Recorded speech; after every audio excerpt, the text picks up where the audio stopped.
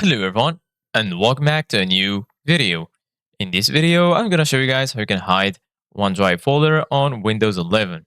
So if you guys want to learn how to do it, just follow the steps that I'm going to show you. As you can see guys, I'm right now on my desktop on my computer and this is how the homepage looks like. So the first thing that you need to do guys is open the File Explorer.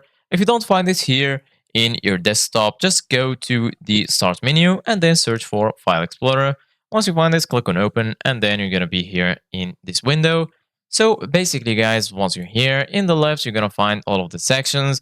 Right here, you're going to find home, gallery, OneDrive, and so on. So basically guys, right now, what you need to do is right click on OneDrive. So basically guys, here you're going to find all of these options. Here you can copy it, expand it, open it in a new tab, open a new window, pin to quick access, pin to stars, compare to zip file, and so on.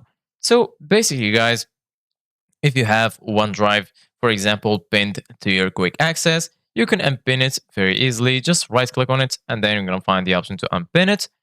And also, if you have it pinned to your start menu, for example, you can unpin it very easily. Right click again on it and then click on unpin from stars.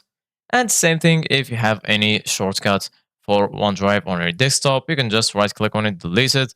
But if you have it right here, as you can see guys, in the top, you can't actually remove it if it's installed on your computer. The only way how you can hide it or remove it is by removing totally OneDrive from your PC. If you want to uninstall it from your computer, go to your settings, just go to the start menu, click on settings or search for it. And then once you find this, click on open. And then once you open your settings, here in the left, you're going to find all of these sections. Go to apps, installed apps, and then search right here for OneDrive. And then click on these three dots and click on uninstall. Then you're going to be able to remove OneDrive from your computer. So this is it guys for today's video. Thank you guys for watching. See you guys in the next video.